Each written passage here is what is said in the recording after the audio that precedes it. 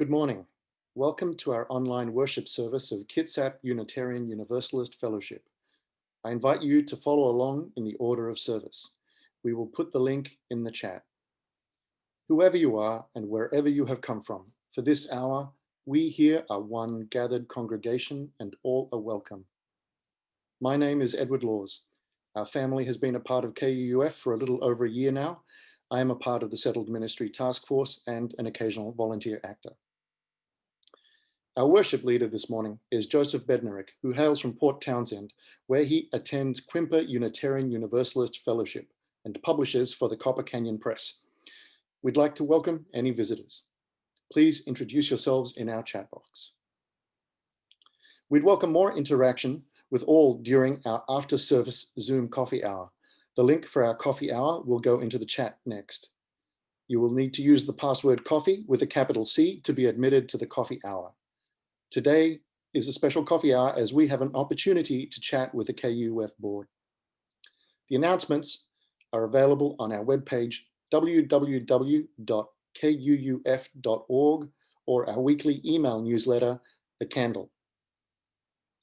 We would like to start today by acknowledging that for those of us living on the Kitsap Peninsula, the land here is the Aboriginal territory of the Suquamish, the S'Klallam, and the Skokomish people.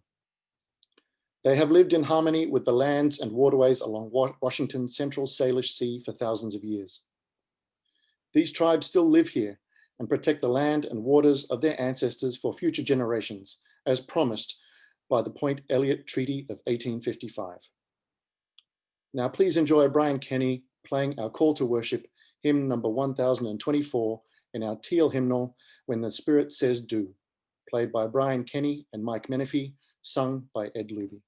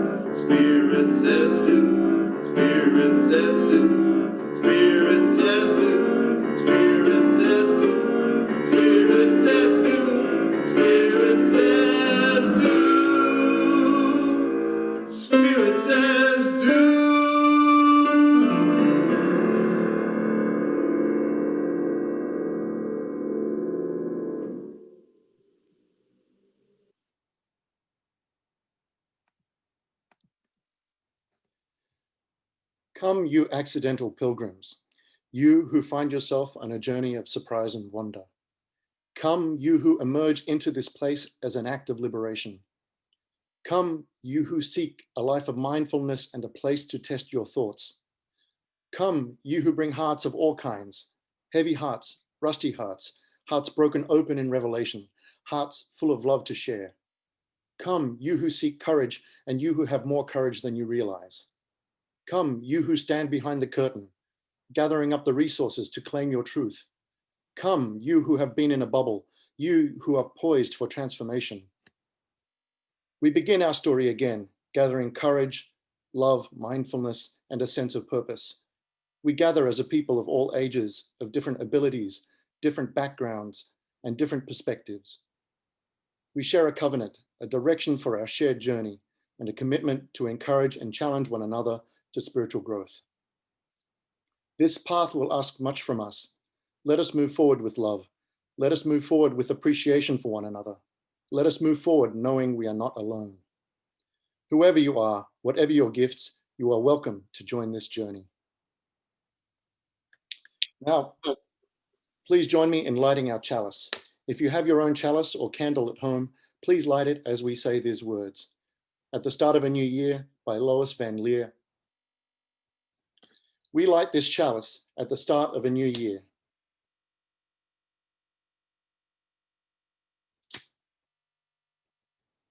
Letting go of what has been, open and hopeful for what may come, renewed, restored, ready to live life fully anew. May we move forward with intention. Our opening hymn will be number 131, Love Will Guide Us. This tune was named Olympia after Olympia Brown, the first woman to be fully ordained in America in the Universalist Church. Like many before her and many since, she was warned, an explanation was given. Nevertheless, she persisted. Please join in singing our opening hymn, Love Will Guide Us. Number 131 in the Living Tradition, also known as our Grey Hymnal Book. The lyrics will appear on your screen.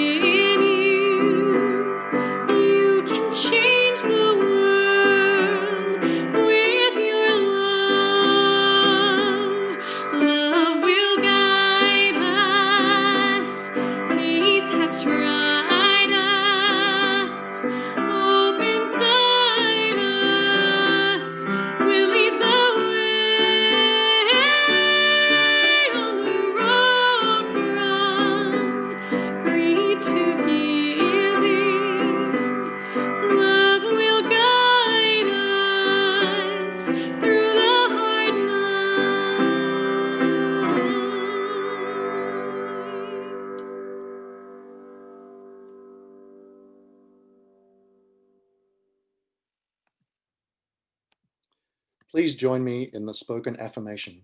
The words will appear on your screen. We gather as a caring community, seeking life's deeper meanings. We value diversity and affirm the worth of all living things. We strive to speak truth in love, to act for justice, to grow in spirit. and to care for the earth. We celebrate with open hearts and minds the creative power that sustains and transforms us.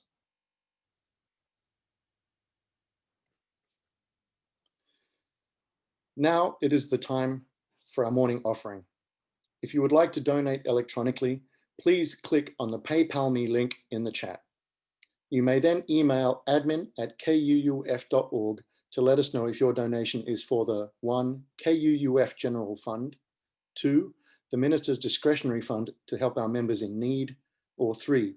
our monthly charitable giving recipient for the month of January 2021, Peninsula Community Health Services, PCHS, which is a community-based nonprofit organization dedicated to providing accessible, affordable, compassionate, quality health and wellness services for our communities.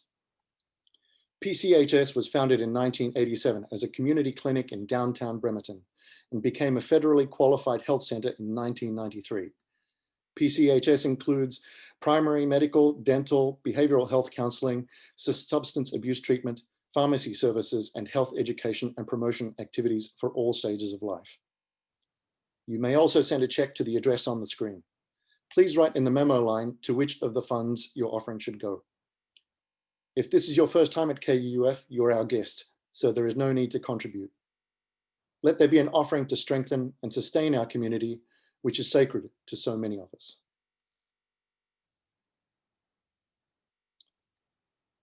Today's sermon is about advice, and we will be listening to singer John Prine singing about the advice column, Dear Abby. While the song is humorous, please be advised it contains adult themes.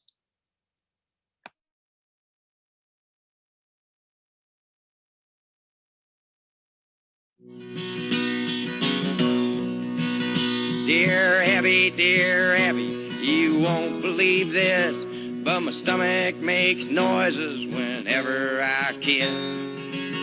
My girlfriend tells me it's all in my head, but my stomach tells me to write you instead. Sign, noisemaker. Noisemaker, you have no complaint. You are what you are, and you ain't what you ain't. So listen up, Buster, listen up good. Stop wishing for bad luck and knocking on wood.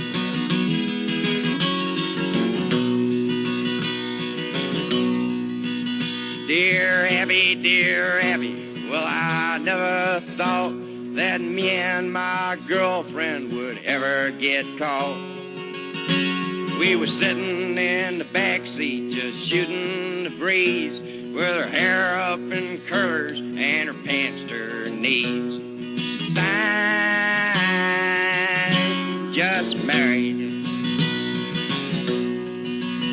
Just married, you have no complaint. You are what you are, and you ain't what you ain't. So listen up, Buster, listen up good. Stop wishing for bad luck and knocking on wood. Sign, Dear Abby. Hello from Port Orchard. Hello from Port Orchard. I have my sweet assistant today, my grandson Nathaniel, to tell the story, originally written by Leo Tolstoy about 120 years ago. It's been adapted by John J. Muth, and the title is The Three Questions. There was once a boy named Nikolai who sometimes felt uncertain about the right way to act. I want to be a good person, he told his friends, but I don't always know the best way to do that. Nikolai's friends understood, and they wanted to help him. If only I could find the answers to my three questions, Nikolai continued, then I would always know what to do. And the three questions were: when is the best time to do things? Who is the most important one? What is the right thing to do? Nikolai's friends considered his first question. Then the bird spoke. To know the best time to do things, one must plan in advance, she said. The monkey, who'd been rooting through some leaves to find something good to eat, said, you'll know when to do things, when you watch and pay close attention. And the dog, who was just dozing off, rolled over and said, You can't pay attention to everything yourself. You need a pack to keep watch and help you decide when to do things. For example, monkey, a coconut's about to fall on your head. Bonk. Nikolai thought for a moment.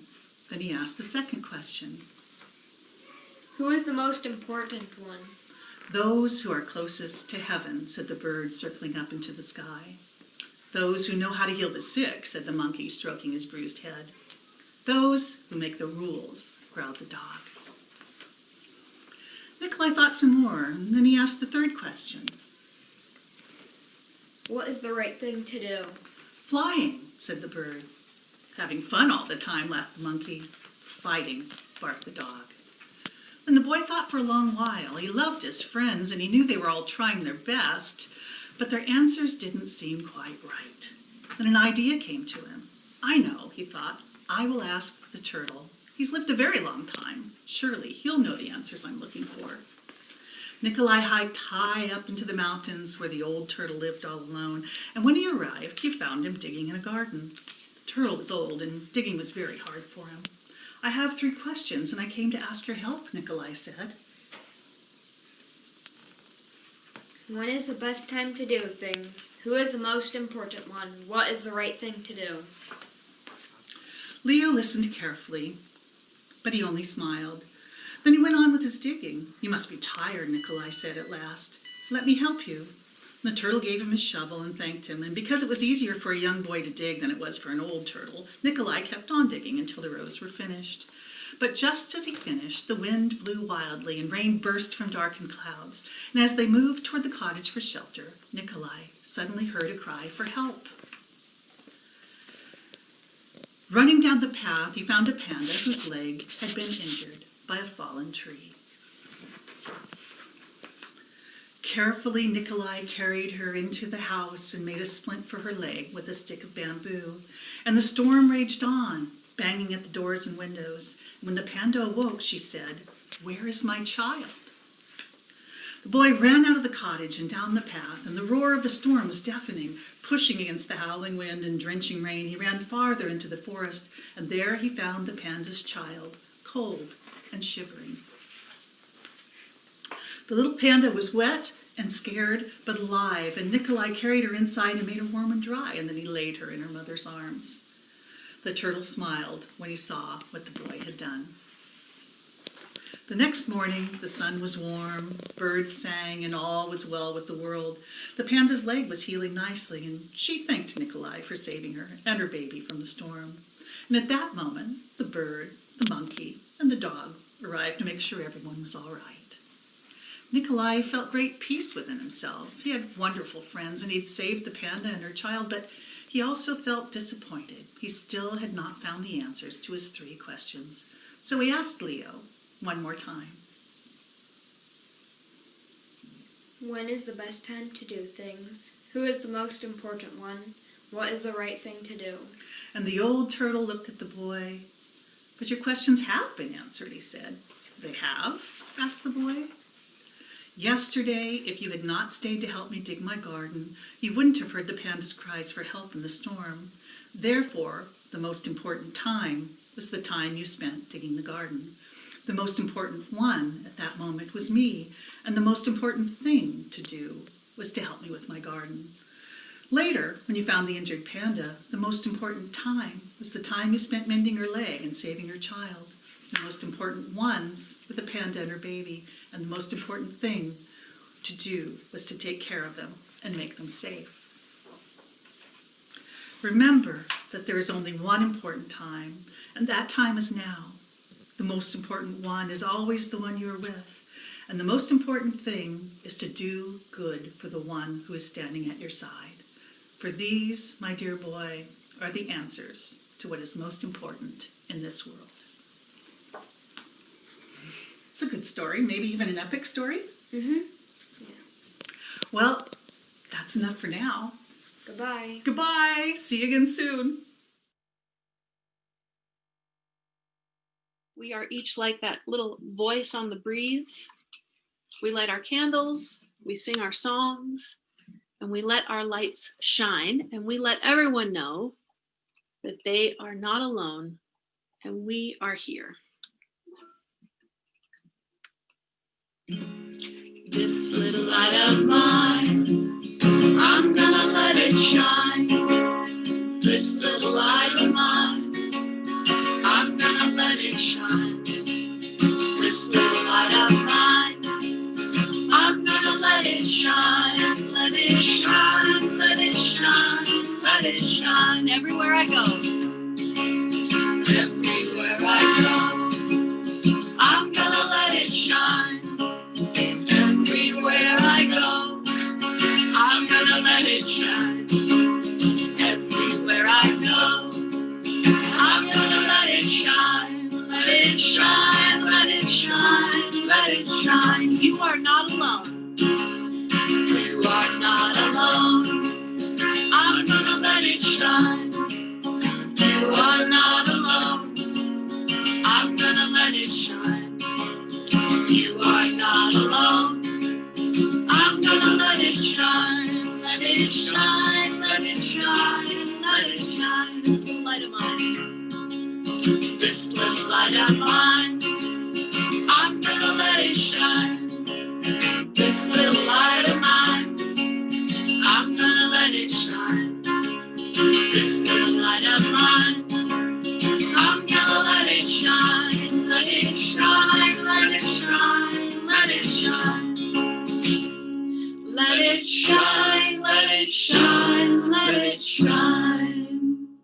Very nice. Thank you. And thank you all for singing along.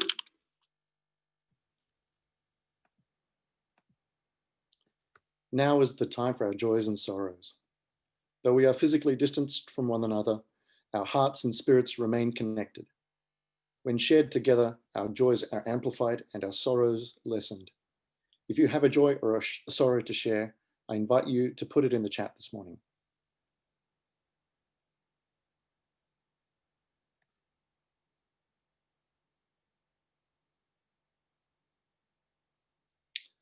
Bonner is so joyful to have made it thus far into the new year, hopefully leaving 2020 in the dust. He's, however, very concerned about those living in Washington, D.C., and he shares his hope for a peaceful transition on Wednesday, January 6th, there and across the US.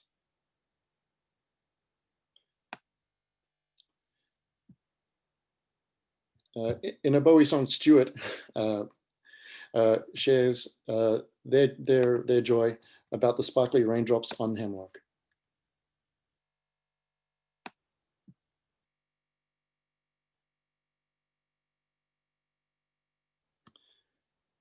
OE shares joy for receiving their first dose of COVID vaccination yesterday.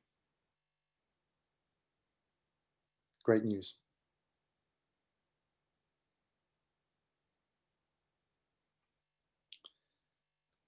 Julianne Soltero asks for prayers for her family and her mother who need help as Julianne has to have surgery on her neck on Thursday.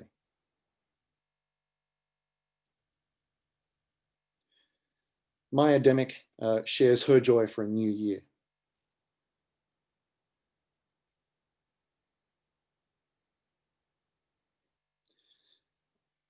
Sam Elliott shares a joy at seeing me. Thank you, Sam. Liz and Brian share a sorrow that they are deeply saddened by the mother of a dear friend who has now entered hospice due to COVID. Our hearts are with you.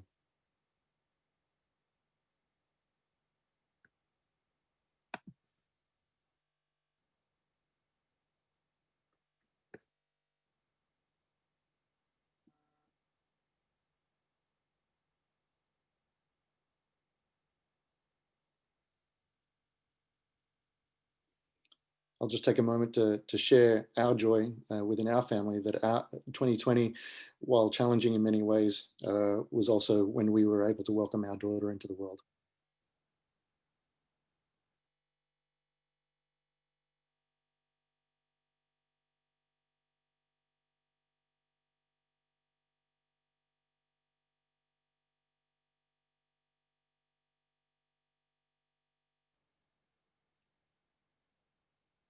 Ellen Newberg shares a sorrow. for their dear friend Becky, who died of COVID.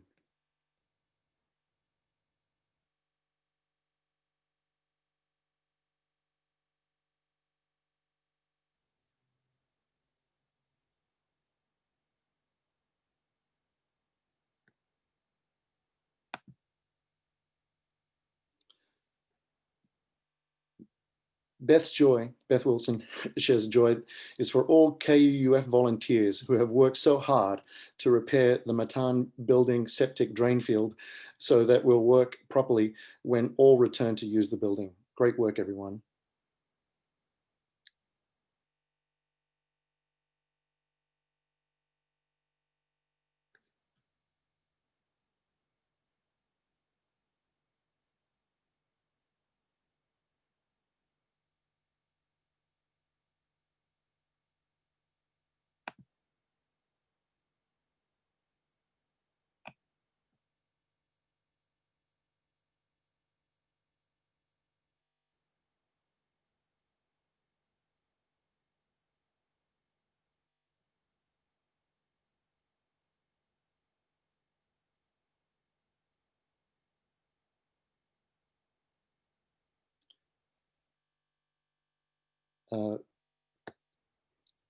Another joy. Mac delivered dozens of postcards to the neighborhood group leaders yesterday for the January 31st special congregational meeting, and got to visit with a whole bunch of fine KUUFers in the rain. Thank you everyone for sharing. May you who shared this morning feel the love of this community, surrounding you and holding you close. And for all those whose joy or sorrow is too tender to share, our hearts are with you. May the spirit of life and love bring peace to us all. Amen and blessed be.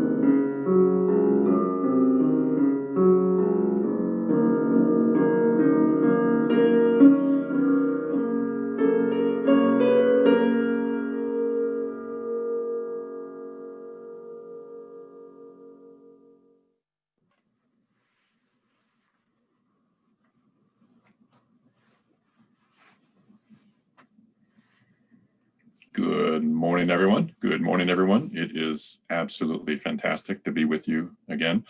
And I just have to say a couple of things about the service. First, wow, what a phenomenal combination between John Prine and Leo Tolstoy. That was amazing. And also, I loved the happy accident that Edward had early on in the service when he called for the opening hymn rather than the opening hymn. And I think that we should always call the opening hymn the opening hymn. So that's just a proposal here for the new year. And speaking of the new year, Happy New Year, everybody. Truly, Happy New Year. We made it this far. Last year, you remember last year, in the early days of the global pandemic, when I heard the word that singer John Prine died of complications from COVID-19, I started playing his entire catalog in chronological order. It proved to be a very powerful soundtrack for a pandemic. As I organized and sorted, as I weeded and cleaned, as I found evidence of rats in the woodshed, and as I wondered when it was exactly when anyone in our family last dusted the furniture. I wondered what kind of songs John Prine would write if he were under stay home and stay safe orders. And my guess is that he would trade anything to be where we are right now, alive, and wondering about how all this will turn out. And for those of you who don't know John Prine's music, the thing to know at the present moment is that you are experiencing the first homily ever delivered in the history of religion that references John Prine. Maybe the second, but I'm betting on the first. Prine was a brilliant singer-songwriter. He was comically insightful and fiercely independent. And he was both loved and loathed for writing lines like this from his anti-war song from the 1970s about the personal agonies, family tragedies, and lethal consequences of a traumatized soldier returning home from the war in Vietnam. The lyric goes like this: "There's a hole in daddy's arm where all the money goes. Jesus Christ died for nothing, I suppose." Now, that is a devastating and deep, provocative couplet, if ever there were a couplet. So devastating, in fact, that when Johnny Cash covered that John Prine song, he blinked and he changed that Jesus line. And so when the man in black blinks, you know that you're in the tall corn. And another one of John Prine's songs is called Dear Abby, which we heard earlier in the service about the newspaper advice columnist back in the day. And to refresh our memories, here are the first two verses of that song. Dear Abby, my feet are too long. My hair is falling out and my rights are all wrong. My friends, they all tell me I have no friends at all. Won't you write me a letter? Won't you give me a call? Signed, Bewildered. Bewildered, you have no complaint. You are what you are and you ain't what you ain't. So listen up, Buster, and listen up good. Stop wishing for bad luck and knocking on wood. Signed, Dear Abby. Now, take that line deep into your Sunday morning, the first Sunday of the new year. You are what you are, and you ain't what you ain't. My guess is that most people gathered here this morning have read the advice columns like Dear Abby or some version of Dear Abby with interest. It's fascinating to read the problems and challenges and wonderments of people trying to make their way in the world, to carefully consider how you would respond, and then read the advice offered by a quote unquote professional. How close did your advice align? How on point or off point or pointless was Abby's advice? And how on God's green earth did Dear Abby get so freakishly good at this? Now, the seeking of advice is probably as old as the human wonderment over how to improve things, which means dispensing of advice is just about as old. That exchange can be incredibly useful and empowering if the advice is genuinely sought and the advice is freely given. The exchange feels a bit imbalanced when the advice is dispensed before being sought.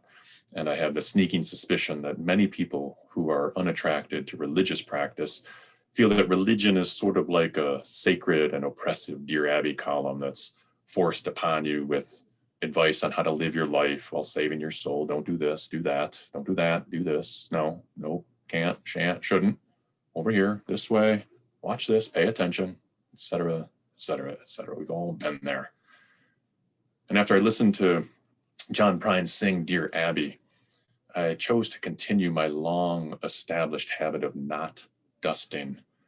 And I thought hard about advice and the differences between guidelines and advice, between suggestions and rules, between commandments and laws and teaching and mentorship, and all the shades of meaning, subtle and otherwise, of all those activities.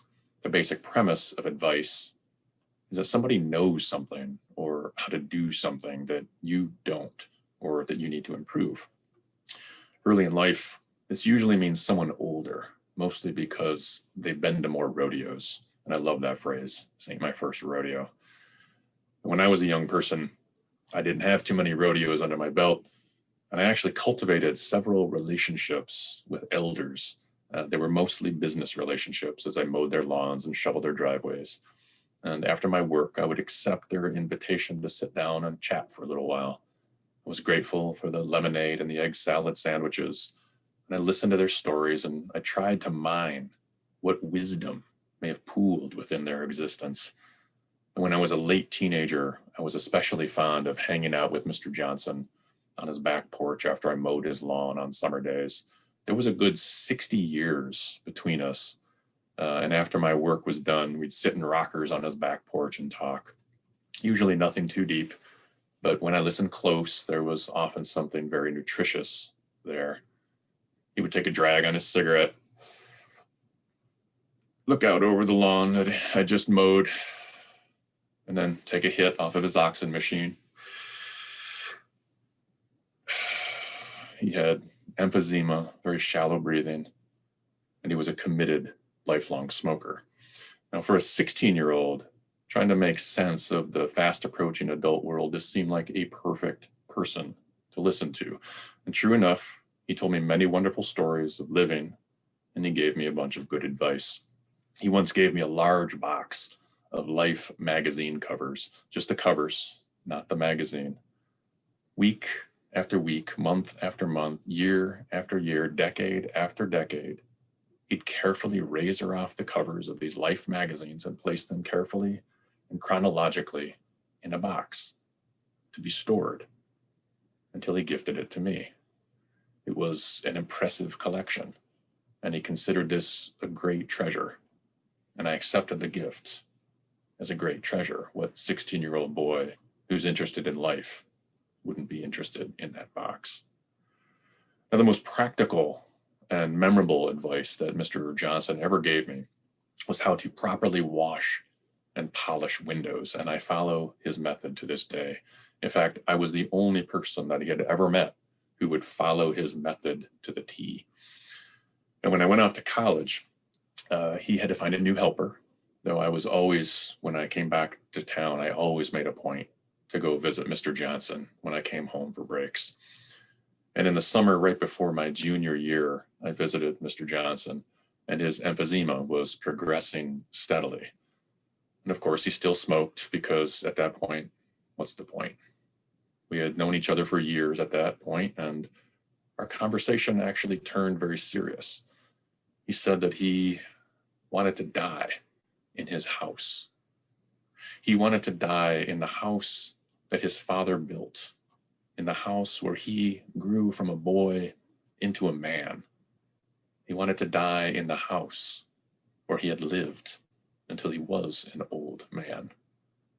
And here's the deal, he said. He wanted me to help him realize his dream. Joseph, you live with me in this house until I die. And once I'm gone, everything is yours. House, garage, everything in it. Cars, tools, hi-fi, my opera records, all the money in the bank, the entire estate, yours. I was barely 21, and I had maneuvered through my first 2 years of college without falling into any debt. I owed nothing to nobody. I traveled widely, and my bright, beautiful life was stretching out before me. I was burning to get back to college, to study philosophy, to earn my degree, to meet eccentric weirdos, and to fall in love and have lots of joyous sex, though not necessarily in that order. Think about it, he said. Long drag from the cigarette. Really, think about it. Long drag from the oxygen machine. How does a person think about it, whatever it is? How do you think about it, whatever it is? In this scenario, I started walking around town, composing Dear Abby letters in my mind, and then I played the role of Abby and answered myself, working both sides of the issue. I talked with my parents, I talked with my friends. I realized that this was one of the most consequential decisions of my young life, and that nobody could make this decision for me, except me. I sought advice, I received advice, I considered advice. And through that process, the best advice I received was this: whatever you do, once you decide, beware of the unlived life. And my gift to you this morning is a piece of advice that I received at a major crossroads of my young life. Beware of the unlived life. When I came home from winter break, my junior year, I went to visit Mr. Johnson at the nursing home. He was depressed. He was not allowed to smoke inside the building. He was disappointed with me, perhaps even angry. There were tubes snaking up his nostrils. His breath was very shallow. And I was in my senior year when I received a letter from my mom that included a clipping of the obituary for Mr. Johnson. I cried, and then I cupped my hand to look like an oxygen mask and took a long hit of O2.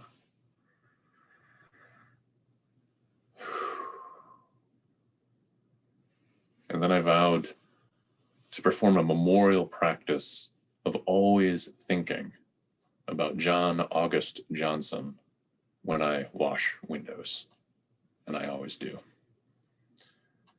And one of the primary meanings for me in the advice, beware of the unlived life, is to make certain that you actually live the life, the one that you have.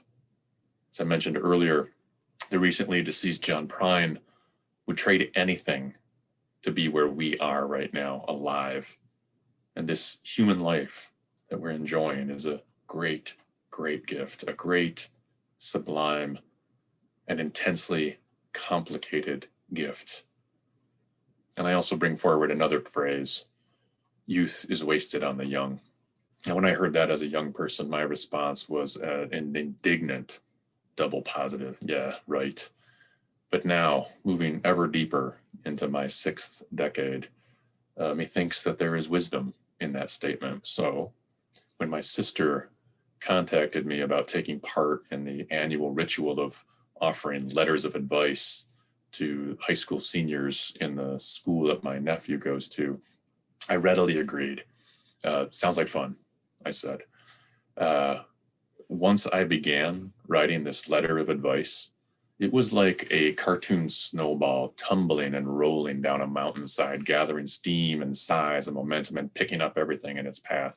I started dishing out advice about all the marquee issues: sex, drugs, rock and roll, as well as money, habits, listening, cooking, religion.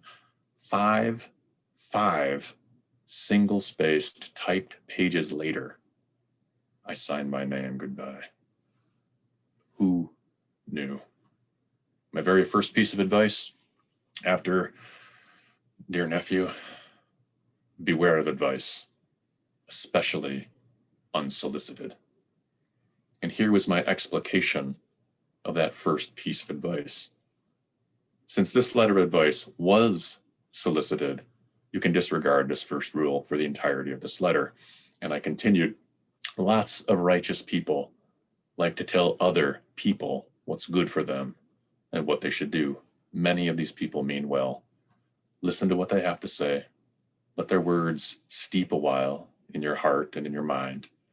If you can, take time to observe their actions, register how they present themselves to the world, see what kind of life they've been able to build for themselves. They might have something worth listening to. Then again, they might not. In other words, keep fresh batteries in your bullshit detector. And you have to admit, that's pretty good advice, and I'll bet you that's the only thing he remembered from that letter. And since we're gathered here for a religious service, I'd like to close with the advice that I gave my nephew, who also is actually my godson. And I'm very sorry to say that I was a very absent godfather. But this was the advice that I provided about religion. Quote, as you read this letter, chock full of advice, know that there are over 4,000 different religions being practiced in the world right now, as in right now. The big five, Buddhism, Islam, Christianity, Hinduism, and Judaism, cover most of the people on the globe, which means that there are a lot of smaller religions serving small pockets of people. Now, whether you choose to practice a religion or not, or believe in a God or not, I would advise that you keep this quote from the Dalai Lama close to your heart for the rest of your life. My true religion is kindness. Now, the human need, still a letter to my nephew, the human need for kindness and for spiritual nourishment is as important as the nourishment we get from healthy food. And just like there is Italian cuisine and Chinese cuisine and Mexican cuisine, there is no one right cuisine. There's no one right religion, though there will be many, many people throughout your life telling you otherwise. I wish you deep wonderments about this fascinating topic. And if you figure anything out, give me a call. Close quote. Now, I dutifully sent the letter off, and I have heard no response. And you know what? I actually don't expect to hear a response. At 17, he has gotten bigger things to think about than some feigned appreciation of 5 pages of ceaseless yammering from an uncle 3,000 miles away. Though I do hope, during his first year in college, that he follows my very last piece of advice. It was included in a PS. Floss every day and brush using a toothpaste with fluoride. Now, Abby and I, we would wish that you advise that you do the same. Amen. Blessed be. And make a resolution to floss throughout 2021. Thanks.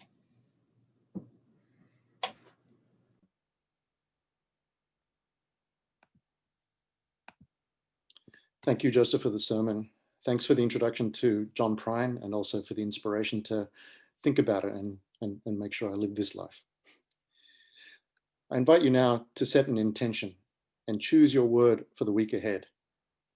You can choose 1 word or 2 words or even 3 words. And if you feel called to, please put them in the chat. I will read them aloud.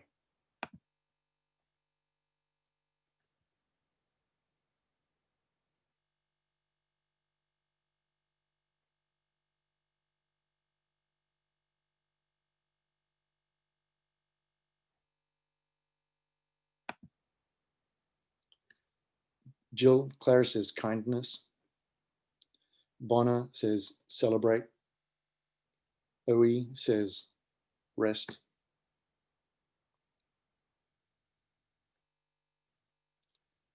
Joey Witherspoon, shed the past to accept the future. Karen says hopefulness. Jane, to be at peace. Check my batteries. Presence. Hold steady, old girl. A loose quote of a favorite character from a British drama. Connections. Onward. Floss.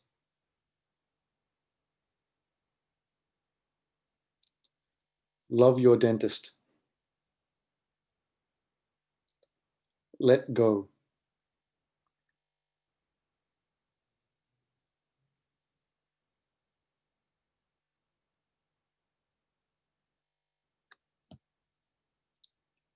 Brush your teeth. Optimism.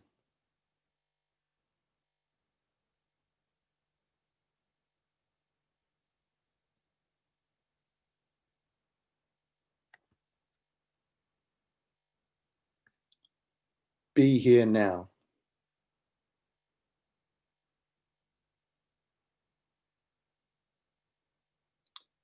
Laugh.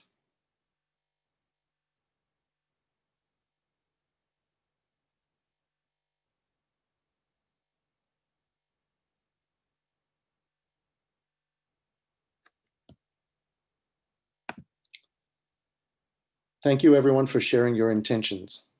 Our closing hymn, number 1031 from Singing the Journey, also known as our Teal hymnal, will be Filled with Loving Kindness and is performed by Brian Kenny and Alina Hemingway. I hope you will sing along.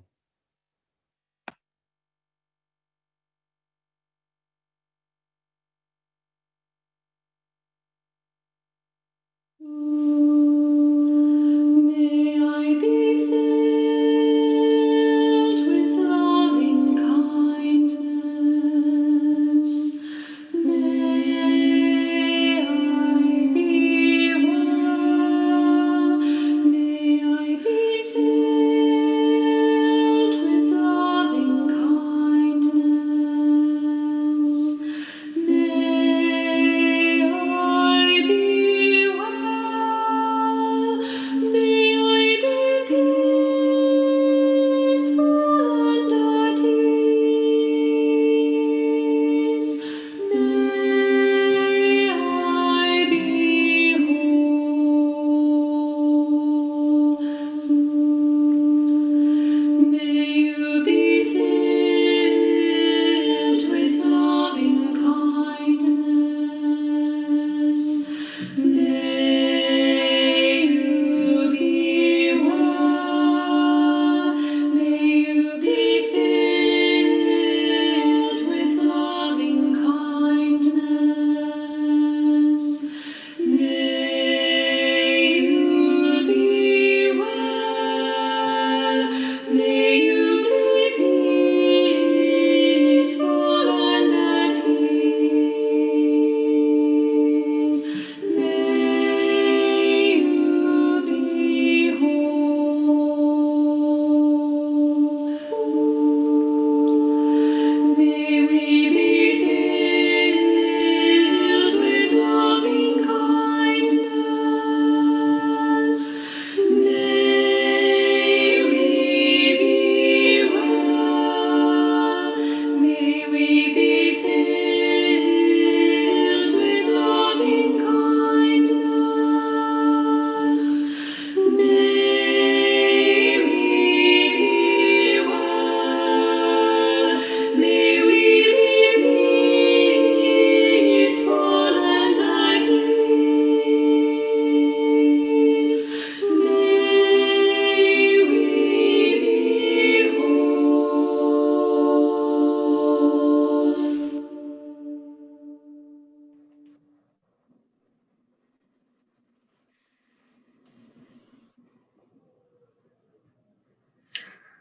Our closing words this morning, a beautiful little poem by Antonio Machado. Beyond living and dreaming, what matters most is waking up. And we extinguish the flame of our chalice this morning with these words. We extinguish this flame, but not the light of truth, the warmth of community, the fire of commitment, or the power of transformation. These we carry in our hearts until we're together again.